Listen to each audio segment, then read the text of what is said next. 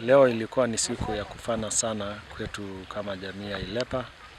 Tulinuia kukutana na washikadau wa idara ya ufugaji na wanyama na mazingira. Na tumeheshimika kwamba tumekuwa na washikadau ambao tuliwanuia wawe. Tulikuwa na Assembly, County Assembly, Narok County, and the Executive Department of Narok County. Pia we were privileged to have community members who have taken up these livelihood diversification options like hay production, honey production, and we've had a chance to walk through the different farms that Ilepa is piloting hay production, the different stages of hay planting and harvesting and seed harvesting and storage and distribution. And we had a chance to demonstrate also the new technology in beekeeping and highlighting some of the benefits of beekeeping and the unique benefits that beekeeping gives. It doesn't require a lot of land. It is compatible with livestock keeping. Increasingly, the world is thinking about healthy livelihoods and moving away from sugar to honey, and so honey is a product of the future.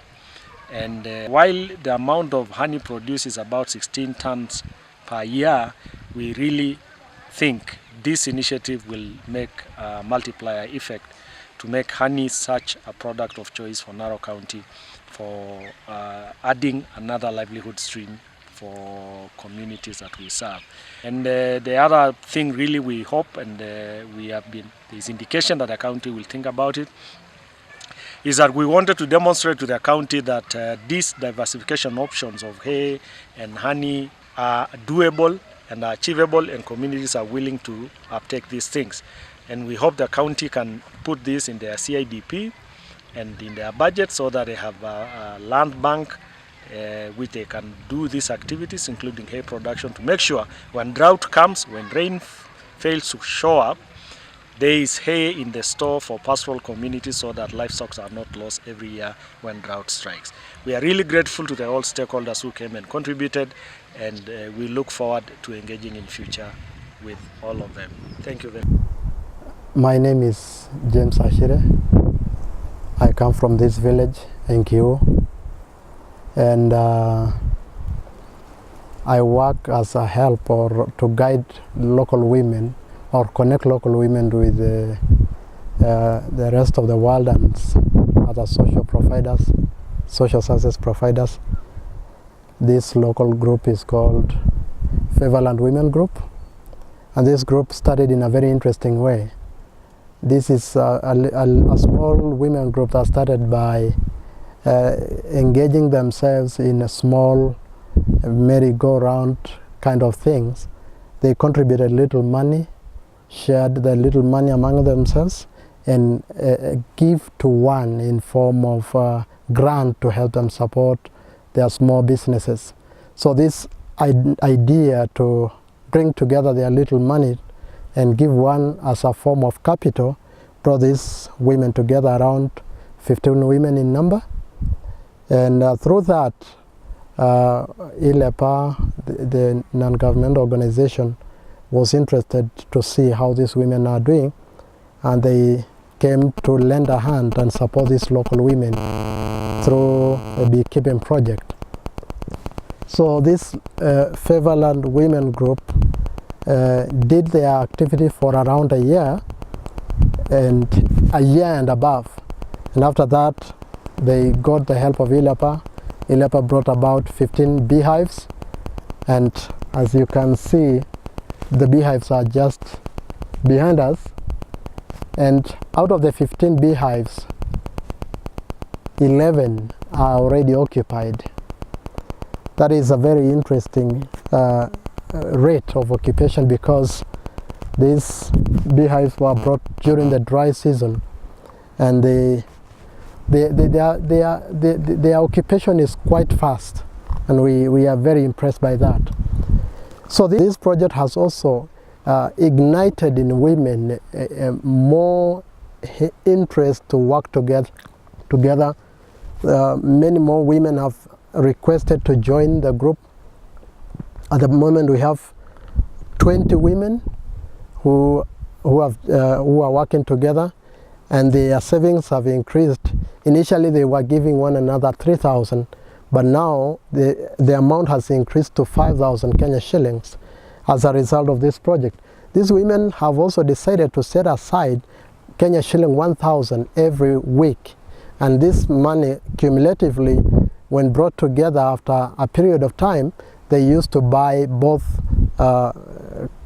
steers and rams or he-goats as an alternative source of income, so that during times when they want to add up to the beehives, because they anticipate to buy more and more of these, then they would sell their own bulls, their own steers, their own sheep, and buy the beehives. So it is an indication that as a result of this support, the livelihood support that they received, they have been more and more ignited, more and more inspired, that their little work has been recognized, and how much more if they can pull up their socks and do a lot more.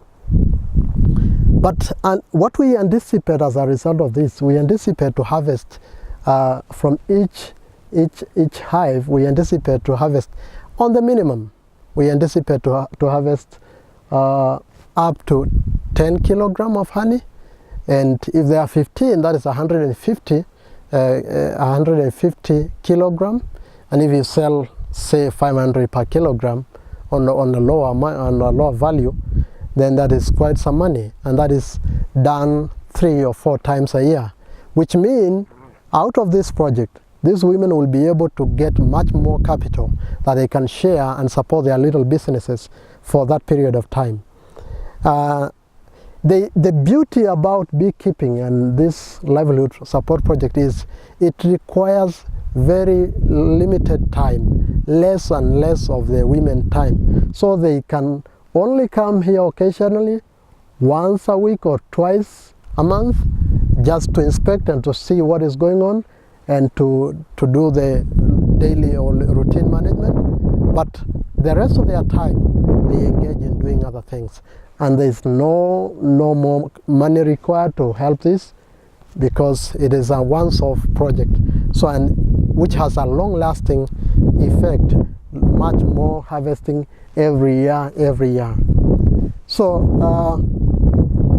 that is quite an encouragement, and it also helps women, because in this locality most of the women go logging, they go fall trees, get the post, the timber post, the cedar post, to take to the market to sell as a way of raising money. And as a result of this, most of these women who are part of this group will not contribute towards logging and towards tree cutting, which is destructive to the environment. So in a way, this project helps to minimize the effect of human destruction, forest destruction, which comes as a result of lack of income, lack of resources, and these women have no option other than to go do those kind of shoddy jobs to raise money for their own small businesses and to support their families. But we anticipate that will be a main challenge, because the goats, the sheep, the cattle are grazing in this field, so a need to fence off is required. This need to fence off this field to protect the neighborhood, to protect the livestock, and to make sure that the bees are not also disturbed. Of course, at times also this place becomes a little more dry, so the challenge of water, bees have to go long distances to get water. But this year, since we installed, we haven't yet seen that. But at times this place gets real dry, and that begs the question of how do we manage these bees during the dry season. Those are questions that as a group we are still grappling with and finding out how to really sort out the challenge and the question of water and such. As a group, we hope and we anticipate that once we start harvesting, once we start raising money as a result of this project, we will add on to the livestock keeping project, to keeping more steers, more bulls, to make sure that we have good numbers to raise enough money. And after that, then we hope to add to the numbers of these beehives. And after that, we hope to start processing in a little way, in our own small scale, this honey and packaging it for the market. I mean, the market is really there, but we still hope that we will get our share. At the moment, we don't have, around this vicinity, we don't have people selling honey as processed honey. We have people getting raw honey, unprocessed honey, and just using them. So we hope to fill that gap.